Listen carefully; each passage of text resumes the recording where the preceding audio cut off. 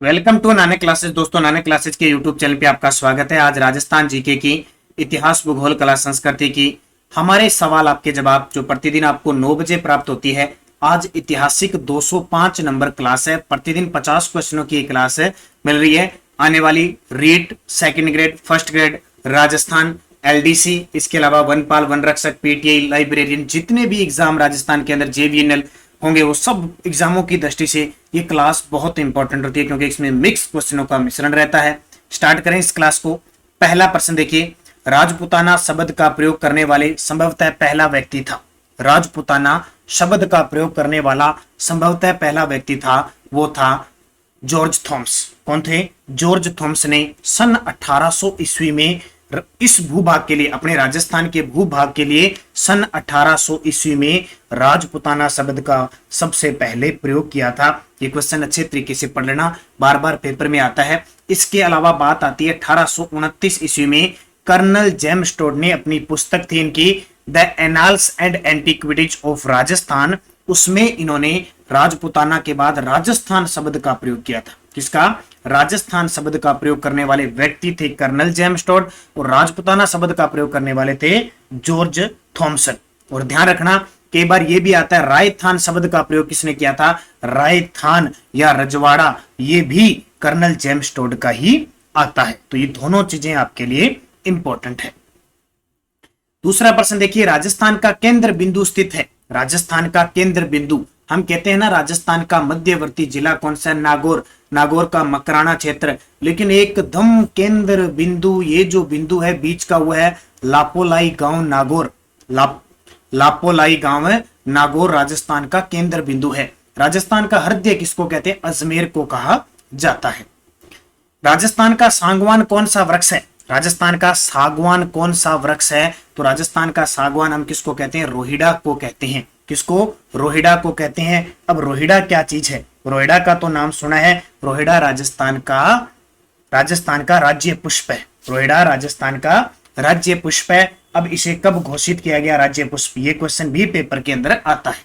तो इसे 1983 में राज्य वृक्ष घोषित किया गया था, राज्य पुष्प घोषित किया गया था खेजड़ी वृक्ष के साथ। तो रोहिड़ा की कुछ एक बातें ध्यान रखना।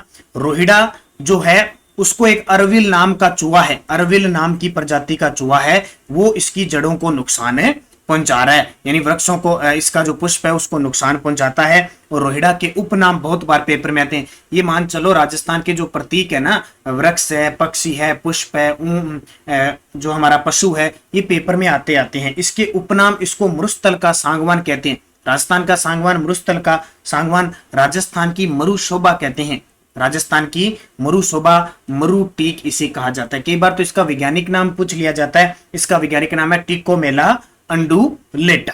चलते हैं अगले प्रश्न की तरफ। किस जिले की सीमा पाली जिले की सीमा से नहीं लगती है? अब पाली जिले से 8 जिलों की सीमा लगती है। अब देखिए तस्वीर यहाँ पे दिखा देता हूं। ये रहा पाली जिला, इसके साथ जोधपुर की लग रही है, नागौर की लग रही है, राजसमंद की लग रही है, और राजसमंद की लग रही है, सिरोही की लग रही है, जालोर की लग रही है, बाड़मेर। तो 1 2 3 4 5 6 7, और यहाँ देखिए उदयपुर की लग रही है। ये देखिए भीलवाड़ा का किनारा है, सीमा नहीं लग रही है, तो ये आ गई। तो यहाँ पे उत्तर क्या आ जाएगा? भीलवाड़ा की सीमा नहीं लग रही। इंपॉर्टेंट क्वेश्चन है, देखो बहुत ही सामान्य प्रश्न है, फिर भी अगर ऐसा प्रश्न आ जाए तो हम मात खा जाते हैं। यहाँ आप देखो एकदम भीलवाड़ा की बहुत ही कम मात्रा में लग रही है। अगला देखिए, क्षेत्रफल की दृष्टि से निम्न में से कौन सा राजस्थान के बाद सबसे बड़ा राज्य है? तो जाहिर सी बात है, क्षेत्रफल की दृष्टि से निम्न में से राजस्थान के बाद सबसे बड़ा राज्य मध्य प्रदेश है, क्योंकि सन 2000 से पहले राजस्थान सबसे, भारत का सबसे बड़ा क्षेत्रफल की दृष्टि से राज्य मध्य प्रदेश था। जैसे इससे छत्तीसगढ़ अलग हुआ, जैसे ही इससे जो छत्तीसगढ़ का भाग अलग हुआ, तो राजस्थान नंबर 1 बन गया। भैंसरोडगढ़ से बिजोलिया के मध्य स्थित पठार क्या कहलाता है? भैंसरोडगढ़ से लेकर बिजोलिया, भैंसरोडगढ़ चित्तौड़गढ़ में है, बिजोलिया भीलवाड़ा में है, इसके मध्य का भाग क्या कहलाता है? ऊपरमाल का पठार। नाम सुना होगा, बिजोलिया किसान आंदोलन के समय ऊपरमाल पंच बोर्ड की स्थापना की थी 1917 में विजय सिंह पथिक के समय, जिसके सरपंच बनाए गए थे मन्ना पटेल को। ये बुराट का पठार ये सिरोही क्षेत्र में है, उड़िया का पठार ये सिरोही क्षेत्र में है, और मेसा का पठार चित्तौड़गढ़ में है। बुराट का पठार ये उदयपुर सिरोही क्षेत्र में है।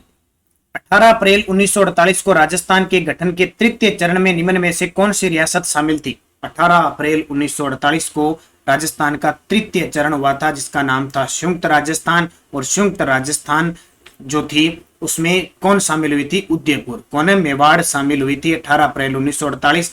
इसके अंदर देखो जो राजधानी बनाई गई उदयपुर। और मैंने सूत्र लिखाया था, पीटीआई के लिए श्री चल रही है ना, प्रजामंडल के और वर्गीकरण की क्वेश्चन करा दी। फर्स्ट ग्रेड के लिए श्री चल रही है हमारी, और हमारे ऐप के अंदर चल रही है। सबसे बड़ी बात आपको बता देता हूं, ताजा न्यूज ऐप की, नानक क्लासेज ऐप के ऊपर आजादी के 75 वर्ष पूर्ण होने के उपलक्ष्य में अमृत महोत्सव का आयोजन किया जा रहा है, बहुत बड़ा।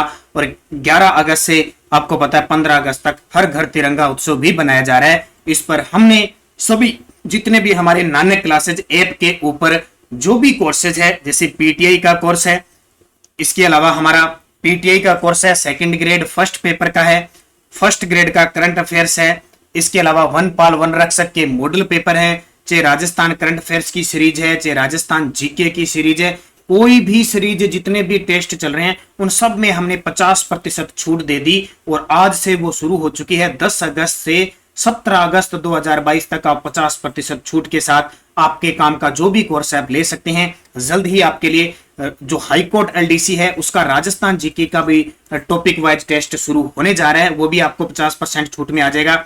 रीट का भी हम रेट लेवल फर्स्ट और सेकंड के लिए जल्द ही राजस्थान जीके की टेस्ट सीरीज शुरू करने जा रहे हैं। तो जो भी हमारे नानक क्लासेज ऐप के अंदर टेस्ट सीरीज हैं उसके आज से लेकर 17 अगस्त तक आपको 50% तक की छूट के साथ उपलब्ध हैं। तो इसका फायदा उठाइए, क्योंकि आप तैयारी कर रहे हैं मुझे पता है, लेकिन तैयारी करने के साथ आप कितनी तैयारी में हैं इसका नतीजा जानने के लिए आपको टेस्ट सीरीज ज्वाइन करनी पड़ेगी। हम छोटे छोटे से बहुत ही कम मूल्य में टेस्ट सीरीज क्यों उपलब्ध करवाते हैं? ताकि जितने भी आप 100 रुपए दो, 50 रुपए दो, 200 रुपए दो, उसका आपको एहसास हो कि हमने मूल्य दिया है, पैसा दिया है, हमें उन टेस्टों को करना चाहिए। अगर फ्री में दे देना तो कोई टेस्ट नहीं करता, इस वजह से मूल्यांक आ गया। और अब 50% छूट और होगी, छोटे से पैकेजों में 50% छूट तो आपके लिए रामबाण साबित होगी। आप जरूर उसका फायदा उठाएं।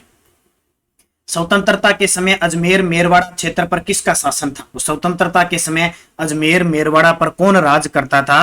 अंग्रेज सरकार करती थी। इसलिए तो हम क्या कहते हैं, एकमात्र केंद्र शासित प्रदेश कौन सा था? 19 रियासत 3 ठिकाने केंद्र शासित प्रदेश अंग्रेज सरकार। उससे पहले चौहान थे।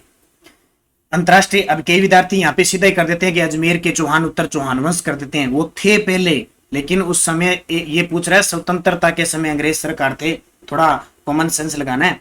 अंतरराष्ट्रीय सीमा बनाने वाले जिलों का उत्तर से दक्षिण की ओर सही क्रम बताओ। अब अंतरराष्ट्रीय सीमा बनानी है ऐसे, उत्तर से दक्षिण की ओर, सबसे पहले गंगानगर, फिर बीकानेर, फिर जैसलमेर और फिर बाड़मेर। एक दो विद्यार्थी कमेंट करते हैं जब मैं शब्द लिखता हूं ना मैं कई, तो ये देखो ये पेन है, डिजिटल पेन है, इससे जरूरी नहीं है कि सारी मात्रा लगे न लगे। कई बार मैं जयपुर को शॉर्टकट में से जय लिख देता हूं, तो आप ये बार बार कमेंट मत करो कि आप सर पुर भी लगाओ।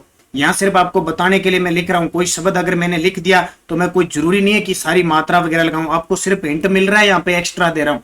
ये कोई परमानेंट अधिपत्र नहीं है कि अपना छप जाएगा, ठीक है। ये सिर्फ हिंट देने के लिए मैं शॉर्टकट में लिख देता हूँ कि विद्यार्थी कमेंट करते हैं कि सर आपने जयपुर को पूरा नहीं लिखा। कोई जरूरी थोड़ी है मैं जय जोध ऐसे लिख के छोड़ता हूँ। यहाँ आपको अगर मैं पूरा लिखने लग गया तो 1 घंटे की वीडियो बना दूंगा, ये 50 क्वेश्चन जो काम की नहीं है। तो देखो उत्तर से दक्षिण गंगानगर, बीकानेर, जैसलमेर, बाड़मेर। उत्तर देख लो कौन सा, गंगानगर, बीकानेर, जैसलमेर, बाड़मेर। 3 नंबर ऑप्शन हो जाएगा। अंतरराष्ट्रीय सीमा के सर्वाधिक निकट और सर्वाधिक दूर स्थित जिला मुख्यालय, ऐसे ही आएंगे पेपर में, ध्यान रखना जो क्वेश्चन आ रहे हैं। अंतरराष्ट्रीय सीमा के सर्वाधिक निकट कौन है? गंगानगर। सबसे दूर जिला मुख्यालय कौन सा है? ये धौलपुर। ये देखिए अंतरराष्ट्रीय सीमा के सर्वाधिक निकट श्री गंगानगर और सर्वाधिक दूर स्थित जिला मुख्यालय कौन सा है? धौलपुर का है। ध्यान रखना, थोड़ा सा दिमाग जरूर लगाना है आपको। बीकानेर, जालोर, श्री गंगानगर, धौलपुर, श्री गंगानगर, बीकानेर, जैसलमेर, जयपुर। अगला प्रश्न देखिए, क्षेत्रफल की दृष्टि से सबसे बड़ा संभाग कौन सा है? अब टोटल संभाग अपने 7 हैं। कौन कौन से हैं? जयपुर, जोधपुर, बीकानेर, भरतपुर, उदयपुर, अजमेर, कोटा। 1 2 3 4 5 6 7। क्षेत्रफल की दृष्टि से सबसे बड़ा संभाग कौन सा है? जोधपुर संभाग। सबसे छोटा संभाग क्षेत्रफल में कौन सा है? कोटा। सबसे बड़ा जनसंख्या की दृष्टि से जयपुर। सबसे छोटा जनसंख्या की दृष्टि से सबसे छोटा कोटा, और क्षेत्रफल की दृष्टि से सबसे बड़ा जोधपुर और सबसे छोटा भरतपुर। जनसंख्या की दृष्टि से सबसे बड़ा जयपुर, सबसे छोटा कोटा। ठीक है, ये ध्यान रखना। लिंगानुपात सबसे ज्यादा उदयपुर संभाग का, सर्वाधिक नदियों वाला संभाग कोटा संभाग, सबसे उपजाऊ संभाग जयपुर संभाग, सबसे ज्यादा अनुसूचित जनजाति वाला उदयपुर। बालू का स्तूपों का प्रकार नहीं है। अब रेगिस्तानों में बालू का स्तूप बनते हैं, तो बालू का स्तूप देखो पैराबोलिक भी बनता है, बरखान भी बनता है, रेखीय भी बनता है। इन सेलबर्ग बालू का स्तूपों का प्रकार नहीं, बल्कि पहाड़ी क्षेत्रों से जो पानी वगैरह ये भूमि से घिरा होता है ना, ये पथरीले क्षेत्र, उसको कहते हैं। आक्कलवुड फॉसिल पार्क कहाँ स्थित है? बड़ा शानदार प्रश्न है और फेमस प्रश्न भी है, अक्सर आता रहता है।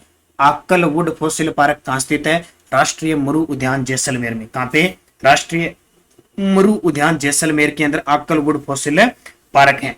अब देखो, अपने राजस्थान का सबसे बड़ा राष्ट्रीय जो अभयारण्य है, देखो इसका नाम राष्ट्रीय मरु उद्यान है। ये मत सोचना कि राष्ट्रीय उद्यान है, ये सिर्फ अभयारण्य है, जो 1980 में इसे अभयारण्य घोषित किया गया था। राजस्थान का सबसे बड़ा अभयारण्य है ये जैसलमेर और बाड़मेर में फैला हुआ है। जैसलमेर में 1900 वर्ग किलोमीटर में और बाड़मेर में 1262 वर्ग किलोमीटर, टोटल 3162 वर्ग किलोमीटर के अंदर है। इसको याद रखना अच्छे तरीके से। राष्ट्रीय मरुद्यान गोडावन पक्षी की शरण स्थली है। एक तो गोडावन पक्षी यहाँ रहते हैं, शरण स्थली कहते हैं। लाठी सीरीज भी, वो जो भूगर्भिक पट्टी है ना, वो भी इस अभयारण्य के अंदर है। और आपको पता होगा 5 जून 2013 को यहाँ पे प्रोजेक्ट ग्रेट इंडियन बस्टर्ड चलाया गया था। ये भी पेपर में क्वेश्चन आता है। अगला देखो, राजस्थान में अरावली पर्वतमाला की लंबाई कितनी है? सारे जानते हो राजस्थान में अरावली पर्वतमाला की लंबाई 550 किलोमीटर, यानी लगभग 80% है। टोटल ये पालनपुर गुजरात से लेकर राजस्थान में सिरोही में प्रवेश करती है और इधर कुछ जिलों में प्रवेश करती हुई खेतड़ी से बाहर निकलती है, दिल्ली की रायसीना पहाड़ी तक है। उद्गम इसका अरब सागर के अंदर जो लक्षद्वीप है, वहां से इसकी जो लक्षद्वीप यहां से निकलती है ये, और लेकिन अस्तित्व में ये पालनपुर के आसपास आती है। तो इसकी टोटल लंबाई 692 किलोमीटर है, लेकिन 550 अपने राजस्थान में। नवीन जलोढ़ मिट्टी से बना हुआ क्षेत्र जहां प्रतिवर्ष नदियों के बाढ़ का पानी पहुंच जाता है, जहां प्रतिवर्ष नदियां नए अवसाद जमा कर देती है, क्या कहती हैं? ये दो बड़ी शब्दावली है भी। एक होता है खादर, एक होता है बांगर। खादर जो नई मिट्टी होती है और बांगर जो पुरानी मिट्टी होती है। देखो पहले से ध्यान रखना, नया तो कै गड़े हम पढ़ते हैं वर्णमाला, तो पहले ख आता है खादर, पुरानी होगी बै, बाद में आता है बांगर। ठीक है, खादर ये डबल दे रखा है, वैसे एक ही उत्तर हो जाएगा। ठीक है। मानसूनी सवाना प्रकार की वनस्पति राज्य के किस जलवायु प्रदेश में पाई जाती है? मानसूनी सवाना प्रकार की जलवायु है वो वनस्पति राज्य के किस जलवायु प्रदेश में पाई जाती है? तो अति आर्द्र क्षेत्र में, जो ये आपका डूंगरपुर, बांसवाड़ा, चित्तौड़गढ़, बारार ये क्षेत्र है, अति आर्द्र क्षेत्र में मानसूनी सवाना प्रकार की वनस्पति पाई जाती है। तापमान के आधार पर विश्व को कितने कटिबंधों में विभक्त किया गया है? तापमान के आधार पर विश्व को कितने जलवायु कटिबंध में विभक्त किया गया है? तो 3 में किया गया। कितने में? 3। जैसे अलग है ना, भूमध्य सागरीय, जो भूमध्य सागरीय है, उष्ण कटिबंधीय है, फिर शीत और अतिशीत। राजस्थान में स्थायी जल की उपलब्धता किस नदी में सर्वाधिक है? राजस्थान में स्थायी जल की उपलब्धता सबसे ज्यादा चंबल नदी में है, और चंबल नदी राजस्थान की सबसे लंबी नदी है। राजस्थान की कामधेनु इसे कहा जाता है, चर्मवती नदी इसे कहा जाता है, और मालवा के पठार जानापावा की पहाड़ी से निकलकर राजस्थान के चित्तौड़गढ़ में प्रवेश करती है और 6 जिलों में बहती है। एक सूत्र याद रखना, चक्को बुस कदों, चक्को बुस कदों कैदों, यानी चित्तौड़गढ़, कोटा, बूंदी, सवाईमाधोपुर, करौली, धौलपुर और इटावा उत्तर प्रदेश में जाकर यमुना में मिल जाती है। राज्य में माउट होती है, सारे जानते हैं। हिंद महासागरीय मानसून भूमध्य सागरीय चक्रवात से, भूमध्य सागरीय दक्षिणी जो पश्चिमी मानसून है उससे ये चक्रवात होते हैं, बड़े शानदार। भूमध्य सागरीय मानसून पश्चिमी विक्षोभों से चक्रवातीय मानसून होता है, और ये उस समय रबी की फसल होती है, जैसे गेहूं होगी, सरसों, चना, इनको बड़ा फायदा, गोल्डन ड्रॉप इसको कहते हैं। BWH प्रदेश में जिले कौन से आते हैं? ये तिवाड़ था, थारनवेट, और अच्छे तरीके से इनको पढ़ना भी, पेपर में आपसे यही क्वेश्चन घुमा फिरा के पूछते हैं। BWHW में प्रदेश कौन से आते हैं? जैसलमेर, बीकानेर, हनुमानगढ़ वाला क्षेत्र आता है। CWG जलवायु प्रदेश में कौन से जिलों में नहीं आता? अब आपको एक याद रखना है, जी का मतलब होता है गंगा। गंगा के मैदान से पूर्वी राजस्थान बना है अपना। कौन सा? पूर्वी, उत्तरी पूर्वी राजस्थान है ना, वो गंगा के मैदान से बना है खास करके। तो जी गंगा, तो उसमें ये पूर्वी राजस्थान आ जाएगा इधर वाला। तो देखो यहाँ तो ऑप्शन सीधा पड़ा है जैसलमेर, क्योंकि हो ही नहीं सकता, कोटा भरतपुर अलवर आ जाएगा। शीतकाल में तापमान कम व वायुदाब अधिक होने का कारण क्या है? शीतकाल के अंदर तापमान कम होता है लेकिन वायुदाब अधिक होता है, कारण क्या होता है? सूर्य। कारण क्या होता है? सूर्य। क्यों? क्योंकि शीतकाल में हमारे सूर्य जो होता है वो भूमध्य सागर में दक्षिणायन मकर रेखा पर होता है, तो शीतकाल में तापमान कम होगा, वायुदाब ज्यादा हो जाएगा। राजस्थान की सबसे बड़ी कृत्रिम झील कौन सी है? बड़ी फेमस क्वेश्चन है। राजस्थान की सबसे बड़ी कृत्रिम झील है जयसमंद झील है। अगर जयसमंद झील ऑप्शन में नहीं हो तो राजसमंद इसका उत्तर हो जाएगा। दूसरी बड़ी कृत्रिम झील है जयसमंद झील का निर्माण जो मेवाड़ के शासक थे जय सिंह, उनके द्वारा करवाया गया था। ये जयसमंद झील कहाँ पे है? उदयपुर के अंदर है।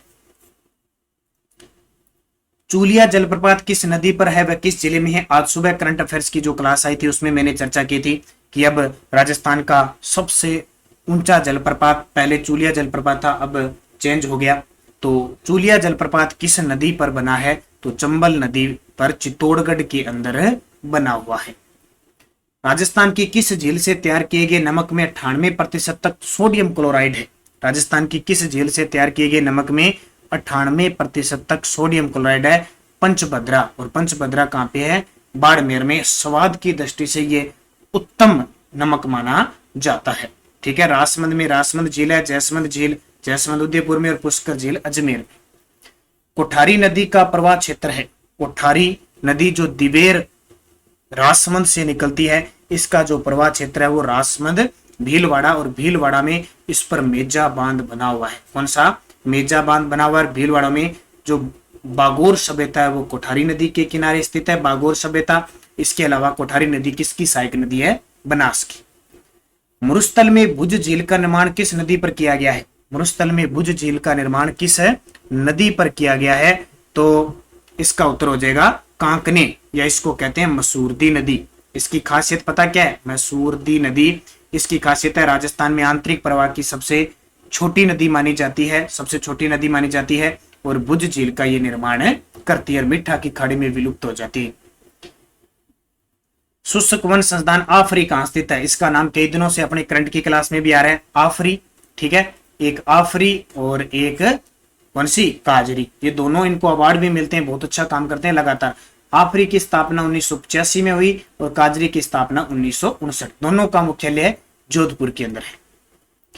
मुकुंदरा हिल्स नेशनल पार्क को राजस्थान सरकार ने तीसरा राष्ट्रीय उद्यान कब घोषित किया गया? ये बड़े इंपॉर्टेंट क्वेश्चन है आपके लिए, शानदार क्वेश्चन है, इनको अच्छे तरीके से पढ़ना ही पढ़ना है।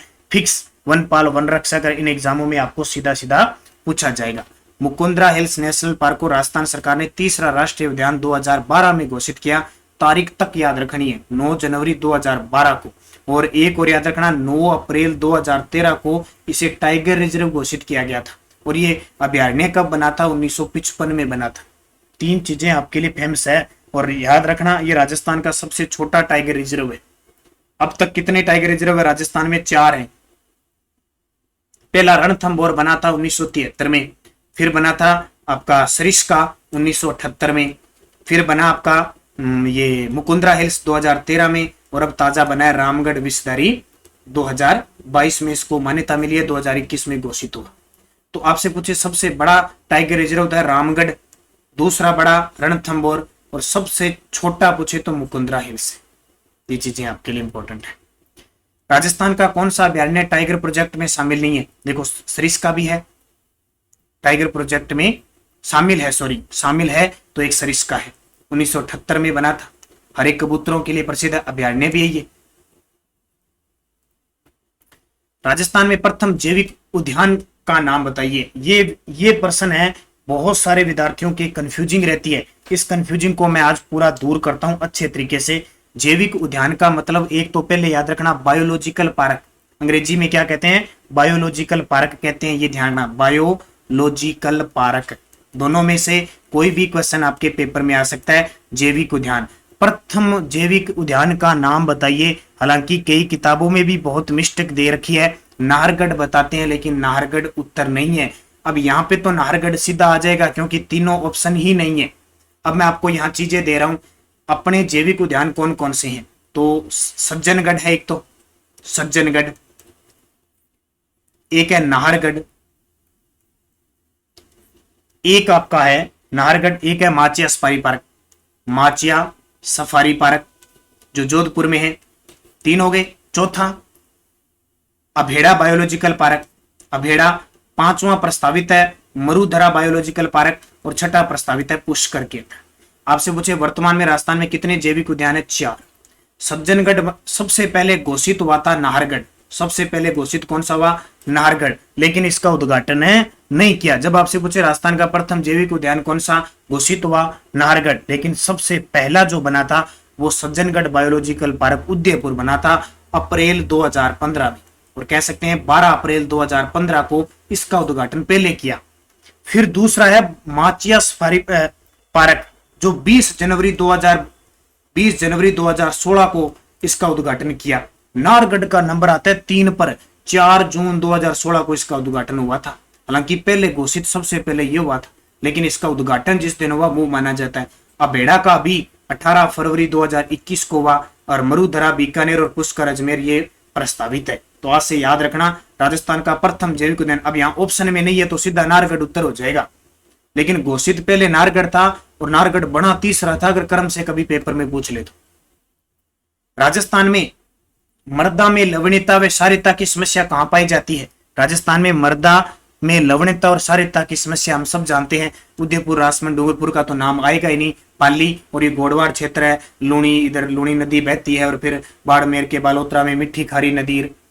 भारतीय कृषि विभाग ने मिट्टियों का वर्गीकरण किस आधार पर किया है? भारतीय कृषि विभाग ने मिट्टियों का वर्गीकरण मिट्टी की उर्वरता के आधार पर किया है।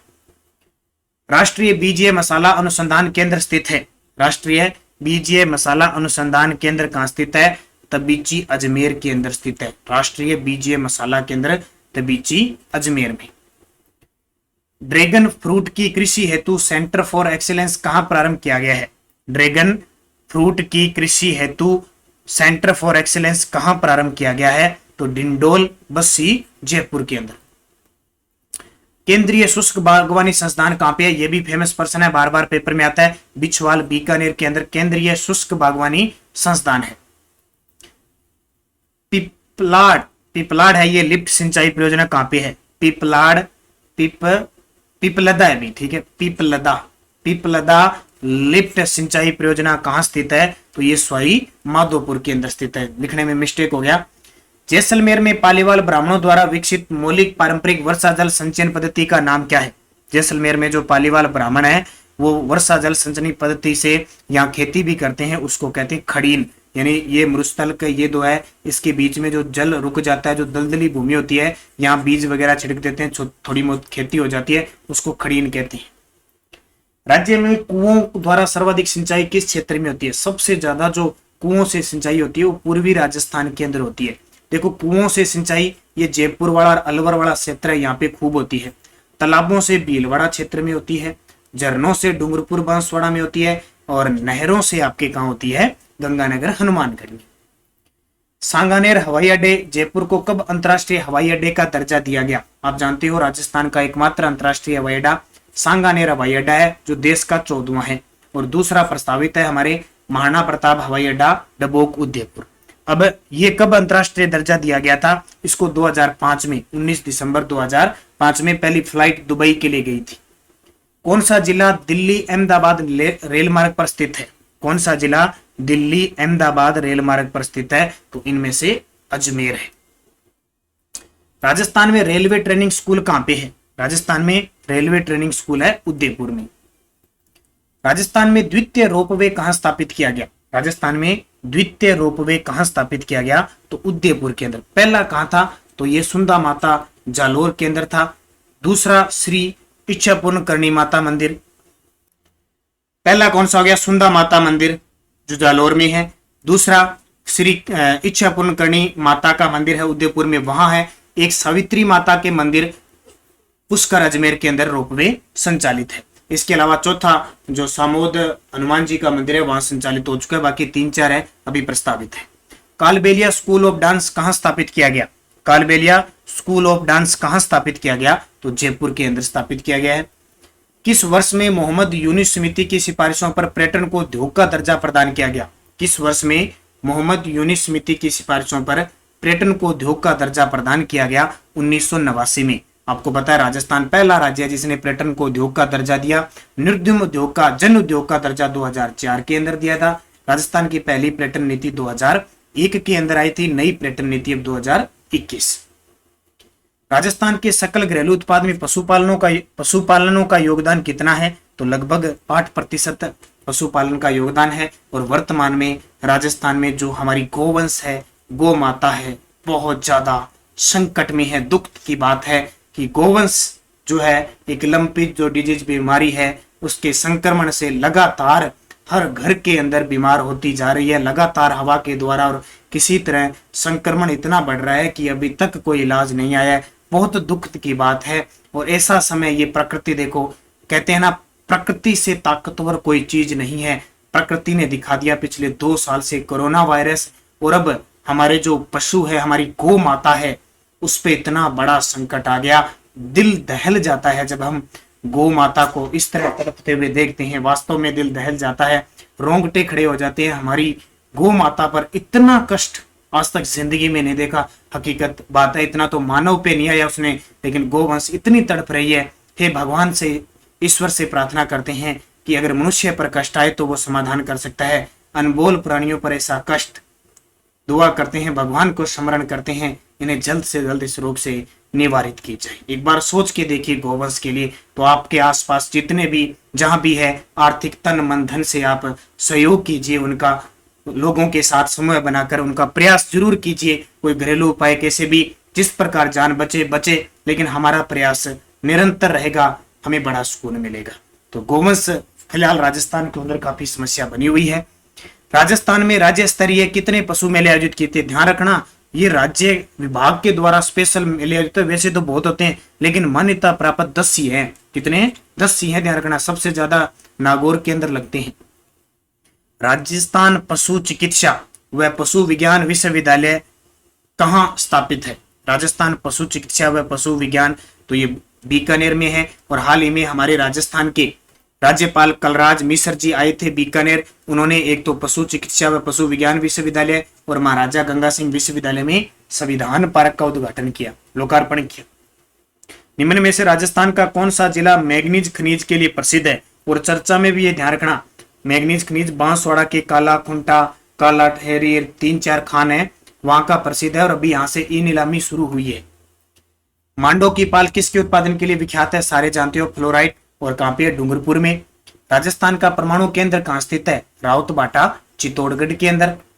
और निम्न में से कौन सा राजस्थान का पहला सुपर तापीय पावर प्लांट है? बार पेपर में आता है, पहला सुपर पावर ताप पूछे तो सूरतगढ़ सुपर तापीय पावर प्लांट है। सीधा जो तापीय प्लांट लगा था वो कोटा में। राजस्थान की पहली कपड़ा मिल कृष्णा मिल ब्यावर की स्थापना निम्न में से किस वर्ष हुई? 1889 में। ये भी चर्चा में रहता है। और राजस्थान का पहला स्पाइस पार्क कहां पे है? स्पाइस का मतलब मसाला पार्क कहां पे है? तो ये कहां पे है? जोधपुर के अंदर, मथानिया जोधपुर में। और दूसरा रामगंज मंडी कोटा में है। राजस्थान राज्य सहकारी उपभोक्ता संघ, जिसको हम कॉनफेड, का गठन कब हुआ? राजस्थान राज्य सहकारी उपभोक्ता संघ, इसका जो गठन हुआ था 27 मार्च 1967 को हुआ था। और एक और याद रखना, जो अपने राजस्थान में RGHC है, राजस्थान गवर्नमेंट हेल्थ स्कीम, उसकी जो नोडल एजेंसी है वो कॉनफेड है, वो उपलब्ध करवा रही है। और सरकारी ध्वज में कितने रंग होते हैं? सरकारी जो सहकारी है, सहकारी ध्वज में 7 रंग होते हैं, कई बार पेपर में आ गया। और राजस्थान में सहकार जीवन सुरक्षा बीमा योजना कब प्रारंभ की गई? सहकार जीवन सुरक्षा बीमा योजना कब शुरू हुई? 19 जुलाई 2017 को। तो ये थे आज के इंपॉर्टेंट क्वेश्चन। जनवरी से जून 2022 की PDF लेने के लिए वीडियो के डिस्क्रिप्शन में लिंक है, वहां से डाउनलोड करके, वहीं से डाउनलोड करके अपने सेव करनी है आपको।